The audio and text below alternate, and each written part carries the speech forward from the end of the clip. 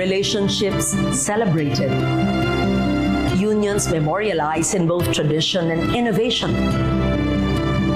Rare footage that show how the most universal of emotions become unique expressions of indigenous Philippine cultures.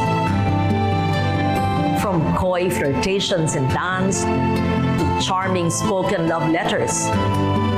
From symbolic conquest to journeys on the open waters, all reflections of a boundless energy. Kakaibang sigla sa pagsusuyo, pagkakaisa at pagmamahalan.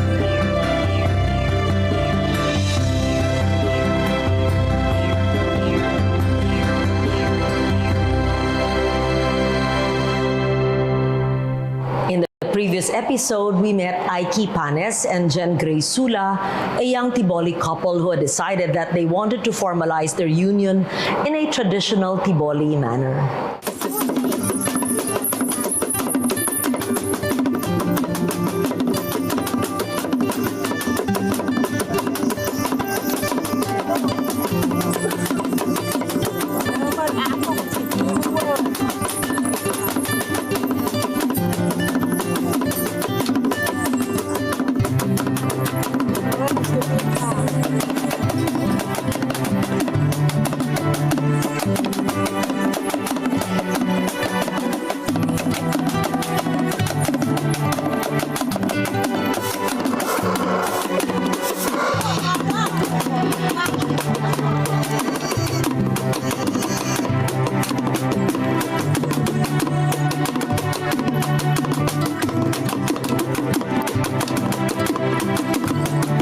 Preparations were overseen by Rosie Sula, a relative of the bride. An important culture bearer, Rosie, along with other Tiboli elders, made sure that the traditional elements of a Tiboli wedding were followed.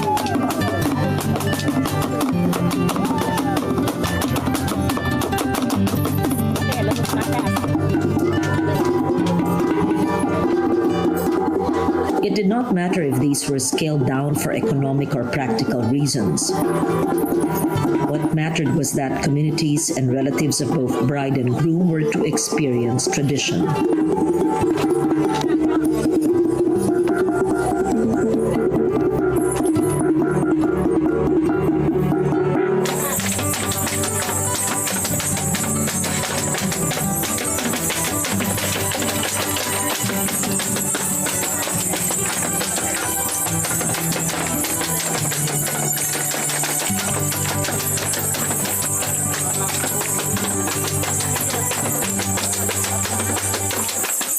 Dating doon sa bahay ng kung saan yung bride, so bababa siya sa kabayo, tapos yung kabayo na yan ibibigay sa papa ng kanyang magiging asawa. The previous episode ended with the arrival of the groom at the Gonobong, the marriage house. Pag akyat niya, we call that the muntun. Ibig sabihin, lagyan siya ng kwentas. Ibig sabihin is acceptance. Inside, Jen Grace, the bride, had been covered in the sacred Yekumo blanket.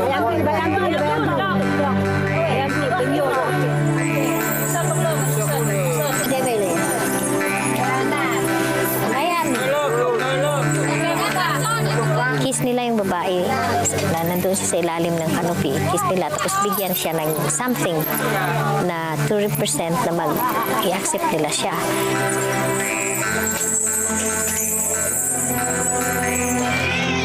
The giving of gifts is an important part of the wedding tradition. It begins with a simple exchange of betel chews between the two families.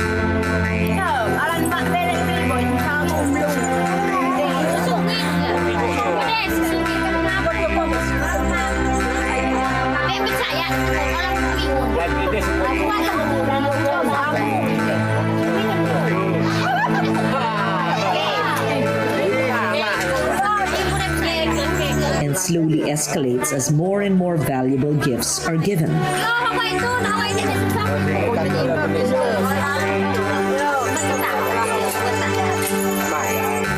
exchanging of betel nuts. Tapos, yung lalaki, mag-upo na doon sa tabi ng babae, magsayaw yung babae.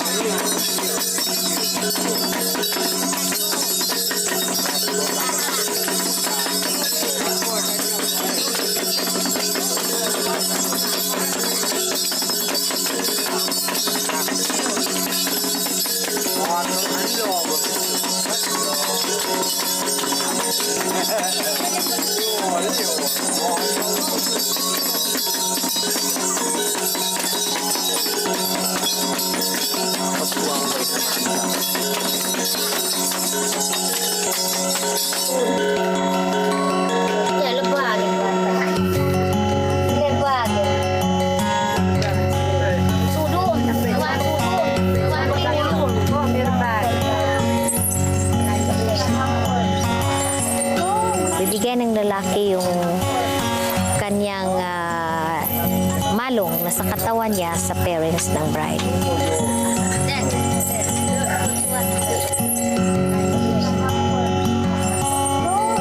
Then after that, yun na, magkwentuhan yung mga tao, exchanging of betel nuts around, and then giving of gifts.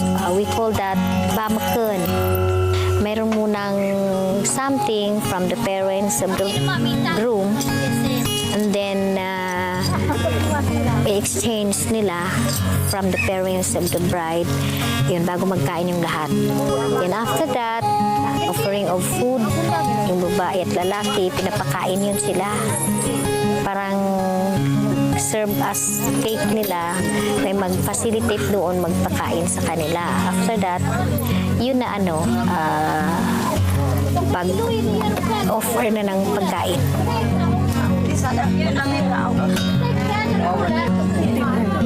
Then the ritual feast in which the entire community participated.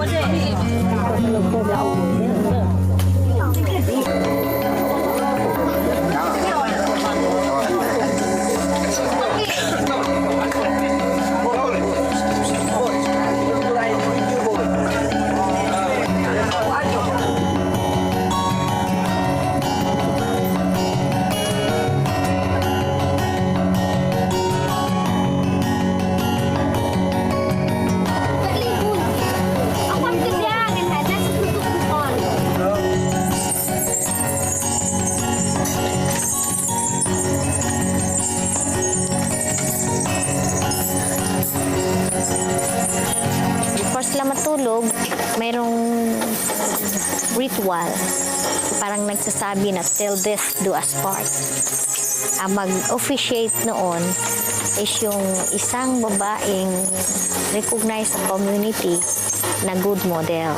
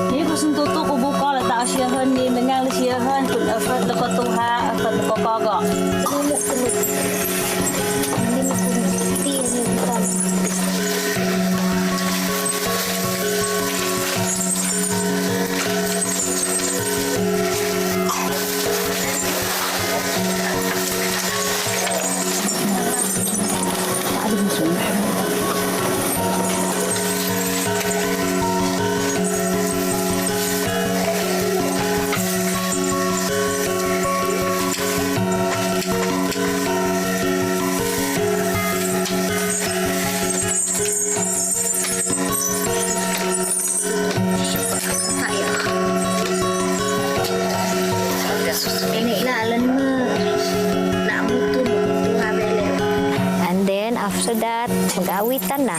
Yun na, as the end, sa gabi.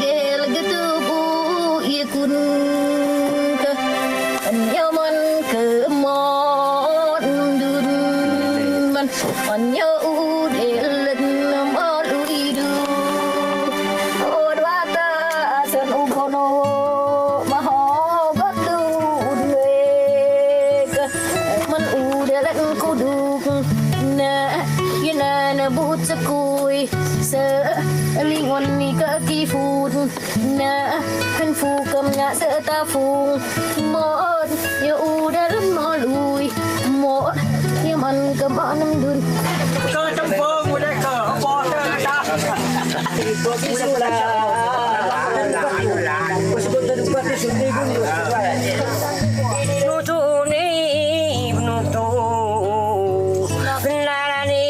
sedang apa alu Yohana tolong karunan lain kerabat turunnya tabam tabahnya biku kayumku. yung talumpati, pagtatalumpati, mag-aawitan yung both sides, yun magbabatuhan sila ng kwento o ng parables. True parables, nag-uusap sila, but truth hunting. Ang pinag-uusapan doon sa talumpati na yan, sa true lingon talo, is that whatever the attitude of the bride and the attitude of the groom and the attitude of these parents, doon nila ipinakita yung ugali ng bawat panig. After that, they can come into consideration, mag-aawitan sila, magtatawanan, although masakit. Pag naintindihan nila yun, sometimes somebody will get angry on that certain talumpati na yun. Although they get angry because of certain intriga. Ngunit, nagkaisa pa rin sila, come into one decision na dapat magbibigayan ng dowry, dapat mag-successful yung pag-asawa ng kanilang mga anak. Ringon ba ano mola tukuli agitay tauturan angat ba paling tauturan nenegam kereng kemaandu semalu harai genan. In many traditional societies, weddings and other feasts are gatherings that proclaim the prestige of a family. They are also means by which the entire community is feasted, wined and dined, to use our expression, all for the continued goodwill shown to the newlyweds. All the while there was drinking and feasting going on, and music constantly punctuated by laughter and cheering.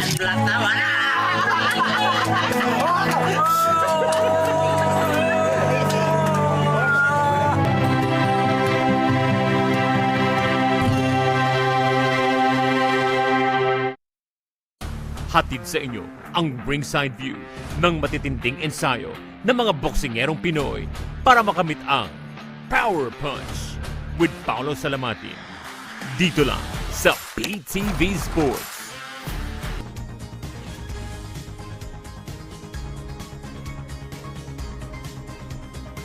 Ipinagmamalaking hatid ng inyong PTV Regional Team. Lokal na balitaan sa iba't ibang wika.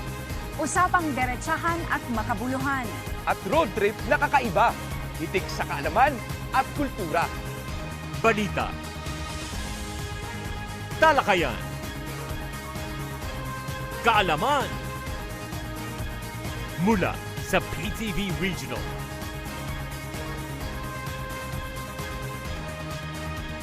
Para sa bayan.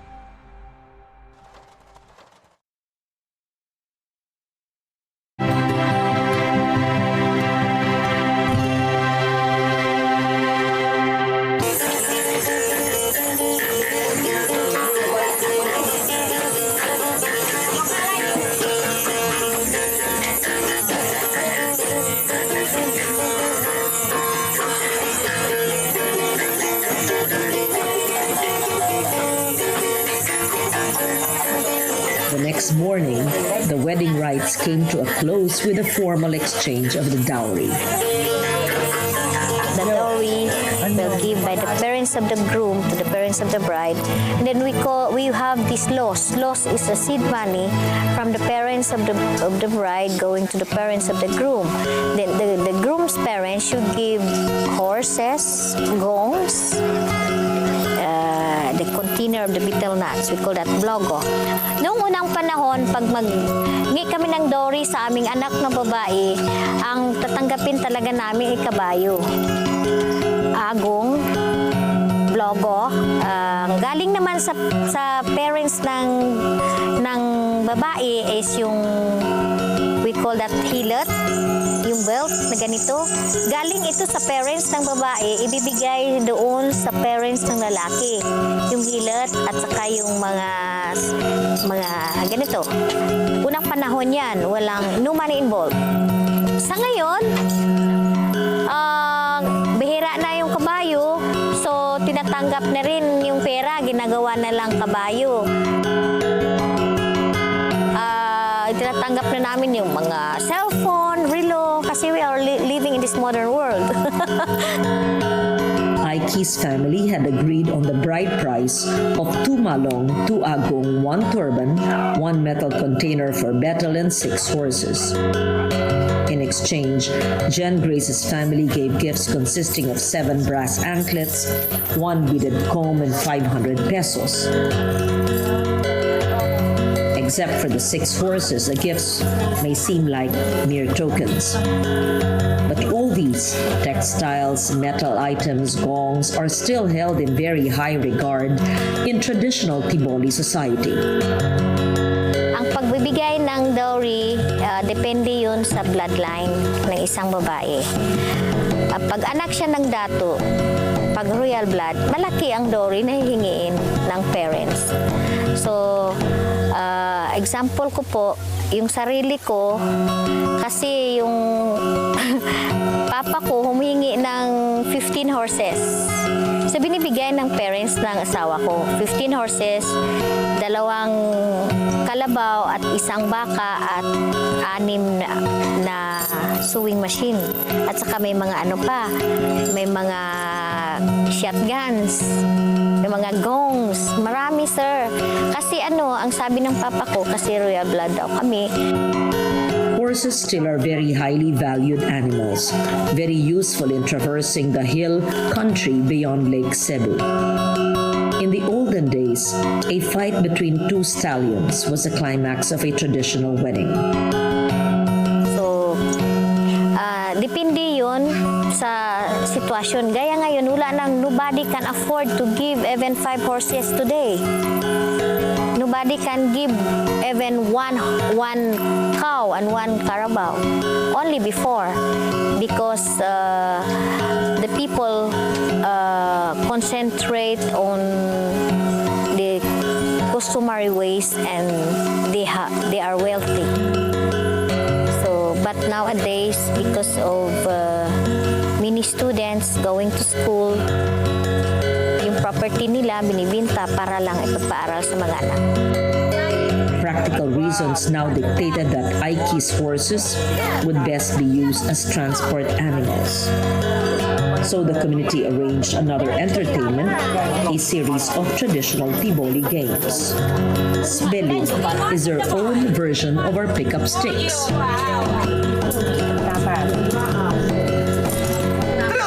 Hanao is a pole race on bamboo stilts.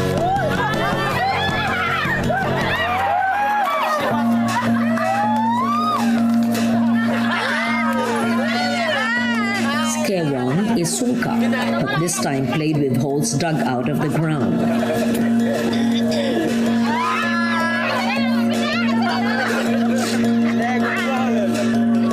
Sudo is 2 teams standing on opposite ends of a bamboo pole struggling to push the other team out of the field of play.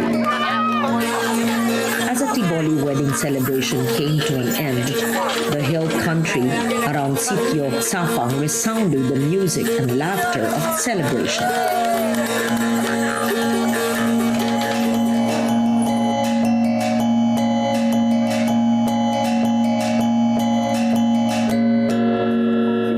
Soon after, Dayaw would be on its way to document another wedding. This time, one that would take place on the waves and waters of Tawi-Tawi.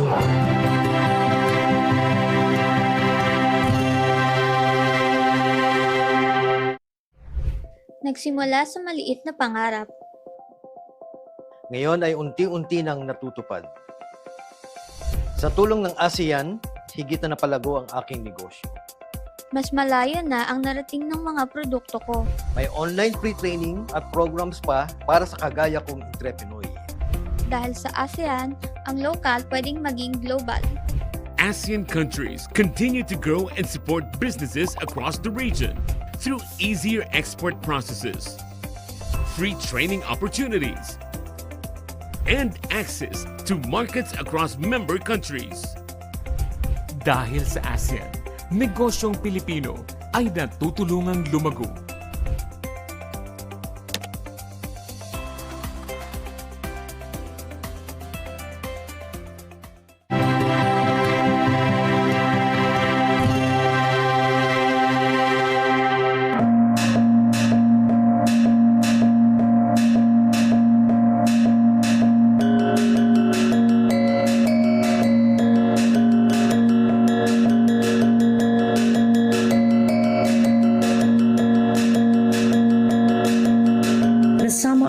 For their boat building abilities that have enabled them to live on the waters as well as venture out into the open seas to fish.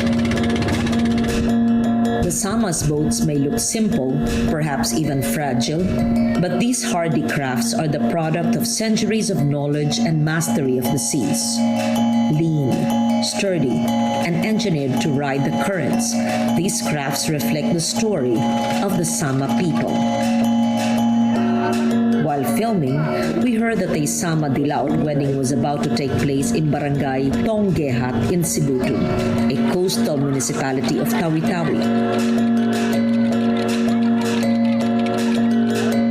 The Sama Dilaut, more known as the Sama Bajau, are the coastal and sea-dwelling branch of the Sama-speaking people. They descended from the Austronesians and occupy parts of Sulu as well as eastern Indonesia and Sabah, Malaysia. They speak a distinct subgroup of the Austronesian language family. While they consider themselves followers of Islam, theirs is a unique belief system that blends many animist elements from their pre-Islamic past. The Sama Dilaut are still referred to as the nomads of the sea, a notion which heightens their own deep connections to this challenging environment. Traditionally, they followed the seafood trade routes rather than settling in specific inland areas. Theirs is a culture built on freedom, mobility, and the changing currents of the open seas between Tawi-Tawi and the islands of Indonesia and Malaysia.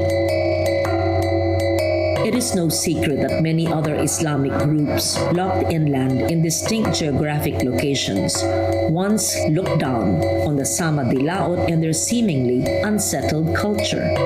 But the traditional way of life of the Sama Dilaut linked them early on to an environment that is fluid as it is challenging. The sea is their home and their universe. They know its currents, the ebb and the flow of the tides. Theirs also is a knowledge of the stars, the winds, and nature's signs. Nomads, yes, and proudly so. Final episode of Season 12, we meet young Sama Dilaut groom Jaili Maasiral Tergi and his bride Rima Membong.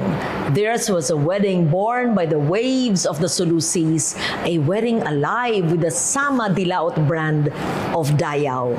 Our knowledge, our pride.